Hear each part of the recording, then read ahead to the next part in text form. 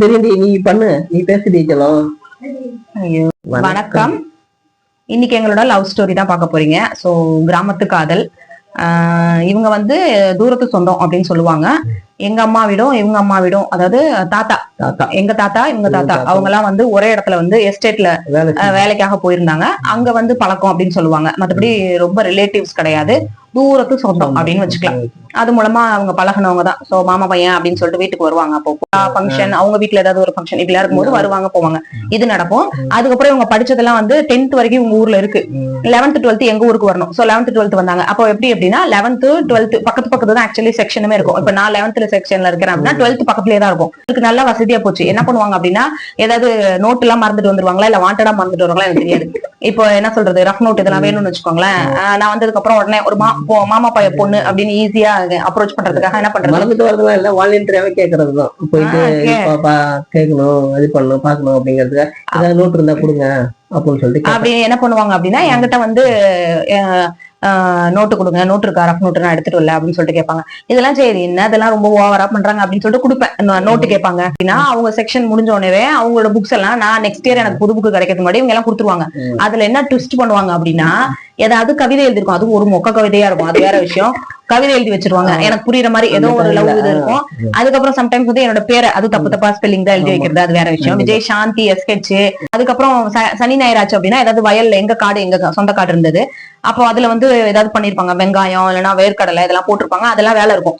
அப்ப என்ன சொல்லுவாங்க, அதை வந்து இது பண்ணி போடணும், ஆஞ்சி போடணும். இதுக்கெல்லாம் நாங்க என்ன பண்ணுவோம் அப்படின்னா, வயல்ல வந்து புடுங்கின போயிட்டு என்ன பண்ணுவோம், நிலத்துக்கு சாரி ரோட்ல வந்து இந்த மரம் எல்லாம் இருக்கும், புளிய மரம் எல்லாம் இருக்கு இல்லையா, அதுக்கு கீழே வந்து ஆஞ்சு இது பண்ணி போட்டுட்டு இருப்போம். அப்பதான் என்ன பண்ணுவாரு சார், என்ன பண்ணுவாரு, அவங்களுக்கு ஏதாவது ஸ்பெஷல் கிளாஸ் இப்படி எல்லாம் இருக்கும், அந்த சனி ஞாயிறு உங்களுக்கு ஏதாவது ஒரு ஸ்பெஷல் கிளாஸ் இருக்கும். அப்ப என்ன பண்ணுவாங்க, சைக்கிள் எடுத்துக்கிட்டு என்ன பண்ணுவாங்க, அந்த வழியா வருவாங்க. நாங்க ஏன்னா எங்க வழி அந்த காடு வழியாவும் போலாம். இப்ப என்ன பண்ணுவாங்க, வருவாங்க, வந்தா சும்மா இருக்கிறதுல ஏன் அப்படின்னா மாமா பையனா போச்சு, அப்பெல்லாம் லவ் கிடையாது சரிங்களா, ஃப்ரெண்ட்லி. ஆனா ஒரு அப்ரோச் இருந்துகிட்டே இருக்கும், ஒரு கண்ணுல பட்டுக்கிட்டே இருப்பாங்க. அப்ப என்ன சொல்றாங்க, ஒரு பொதுவா லவ் பண்ணும் என்ன பண்ணணும், நம்ம வந்து லவ் பண்ற பொண்ணு கொஞ்சம் பாக்கணும், இது பண்ணணும், அவங்க எப்படி எப்படி வருவாங்க தெரியும், ஆனா வீட்டுக்கு போக கூடாது, அதே சமயத்துல பாக்கணுங்கிற ஒரு ஐடியா இருக்கு. அது யதார்த்தமா நடக்குமா, பிளான் பண்ணி நடக்குமான்னு தெரியாது. அப்ப என்ன யதார்த்தமா தான் நிறைய டைம் நடக்கும். அப்ப என்ன ஆகும் அப்படின்னா, வருவாங்களா, வந்தப்ப என்ன பண்ணுவாங்க, அம்மா வந்து சொல்லுவாங்க வாப்பா வா அப்படின்னு சொல்லிட்டு எல்லாத்தையும் பேசுவாங்க. அப்புறம் இவரு எப்படி பேசுவாரு அப்படின்னா, யோன்னு பேசுவாங்க, என்னையா சொல்லியா அந்த மாதிரி பேசுவாங்க. அப்ப எல்லாத்தையும் பேசிட்டு அக்கா தங்கச்சி எல்லாத்தையும் மாமா மாமா அப்படின்னு, தங்கச்சி நானு எல்லாம், நான் மட்டும் மாமான்னு சொல்ல மாட்டேன், சொல்லுங்க அந்த மாதிரி எல்லாம் சொல்லுவேன். அப்போ வந்து வேர்க்கடலை ஏதாவது வெங்காயம் ஆஞ்சிட்டு இருந்தா வெங்காயம் கொடுத்து அனுப்புவோம், வேர்க்கடலை ஆஞ்சா வேர்க்கடலை இவங்களுக்கு எல்லாம் இது பண்ணிட்டு கொடுப்பா அப்படின்னு சொல்லிட்டு அனுப்பிச்சு வைப்போம். அப்புறம் இன்னொரு விஷயம் நடக்கும் என்னன்னா, நாங்க வந்து புளியம் பழம் எல்லாம் பொறுக்குவோம். இப்ப எல்லாமே எங்க வீட்டுல வந்து 5 பேரும் பொம்பளை பிள்ளைங்க தான், அண்ணன் தம்பி இப்படி யாரும் கிடையாது.